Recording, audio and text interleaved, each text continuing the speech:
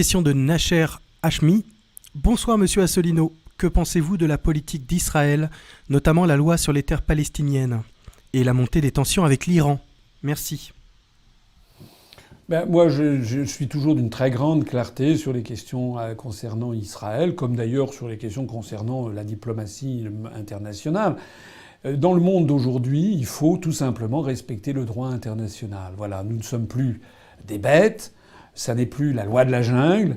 Il y a eu toute une série d'évolutions de l'être humain depuis l'âge des cavernes, et puis qui progressivement, avec moult difficultés, des convulsions innombrables, est parvenu à avoir progressivement l'élaboration d'un droit international. Alors le droit international, il a évidemment une particularité, c'est qu'il n'a pas vraiment d'instance au-dessus de lui. C'est qu'il faut que les États agissent de bonne foi, comme c'est inscrit, ce beau mot de bonne foi est inscrit dans la charte de l'Organisation des Nations Unies. La charte de l'Organisation des Nations Unies, si vous la reprenez, elle est parfaite.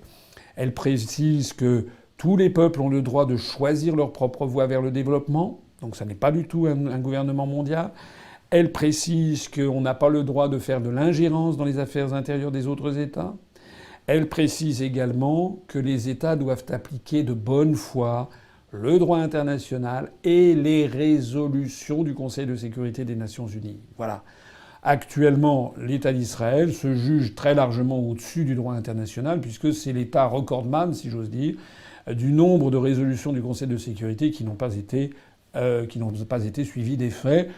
Je l'avais dit largement au moment de la dernière guerre de Gaza. Nous avions d'ailleurs été le seul mouvement politique français à protester et à demander que des sanctions fussent prises à l'encontre de l'État d'Israël jusqu'à ce qu'il respecte les résolutions du Conseil de sécurité. Je me permets de le souligner. Eh bien là, de la même façon, ça n'est pas admissible en fait, on voit que le gouvernement israélien fait un bras d'honneur à la communauté internationale, mais la vraie cette fois-ci. Pas seulement ce que les Américains appellent la communauté internationale, c'est-à-dire les États-Unis et leurs affiliés. Quand je dis la communauté internationale, c'est la communauté mondiale, la communauté planétaire, de tous les États membres des Nations Unies. Ça n'est pas admissible de faire ce que fait actuellement le gouvernement israélien en décidant de nouvelles décisions, de mettre la main et de construire des nouveaux logements à Jérusalem-Est, dans la partie de Cisjordanie. Même François Hollande a protesté. Vous vous rendez compte ? Même François Hollande a protesté. Ça prouve que là, ça va pas.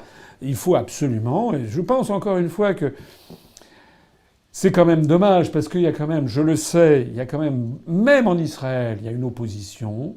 Il y a des Israéliens qui sont actifs pour la paix et qui demandent justement l'arrêt de cette politique.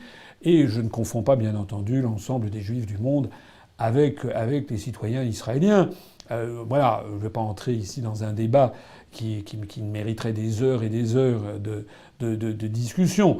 Mais il y a aussi quand même beaucoup de gens, y compris des amis d'Israël, qui disent ça va pas, et ça ne peut pas continuer à aller comme ça dans le mur, dans une politique qui consiste à empirer systématiquement. Voilà, on peut pas avoir en permanence un peuple qui est dénié, bafoué dans tous ses droits.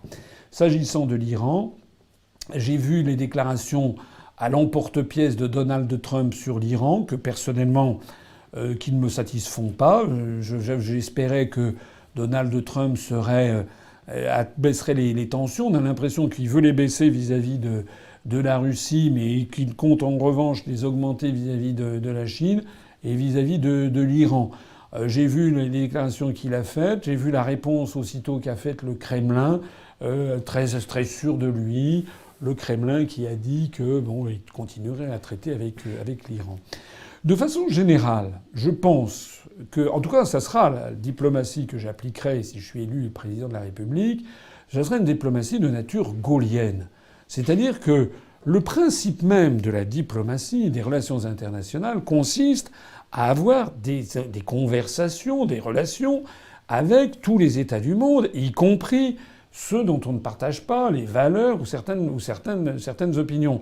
Donc moi je trouve que il faut, parce que souvent les conflits, il suffit de voir entre les êtres humains, souvent les conflits naissent parce que chacun se monte le bourrichon dans son coin. Et voilà. Et puis quand on fait se rencontrer des gens et puis on se met autour d'une table, bon alors qu'est-ce qui va pas ? Souvent on s'aperçoit qu'il y avait 80% qui en fait étaient des problèmes psychologiques, d'exagération, et puis il y avait en fait 20% de problèmes à régler. Moi, en tout cas, si je suis élu président de la République, je n'aurai pas de tabou et je nouerai des relations diplomatiques, bien entendu, avec le monde entier, ce qui est d'ailleurs à peu près le cas.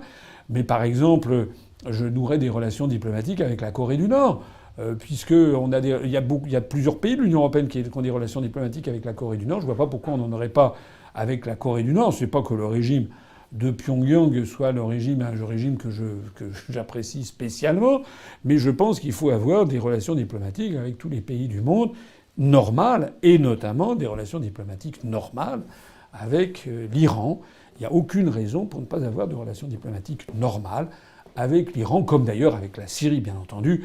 Le fait que la France ait rompu ses relations diplomatiques avec la Syrie est un véritable scandale. C'est une atteinte à 500 ans d'histoire. Il va falloir recoller les pots cassés. Mais ça, c'est une autre histoire. Il faudra vraiment que ce soit quelqu'un qui ait l'érudition nécessaire, la connaissance de l'histoire, l'empathie aussi. Et puis, si on peut me le permettre, l'affection pour le Moyen-Orient qui puisse faire ça. Parce qu'actuellement, la France, malheureusement, est très mal partie dans cette région du monde.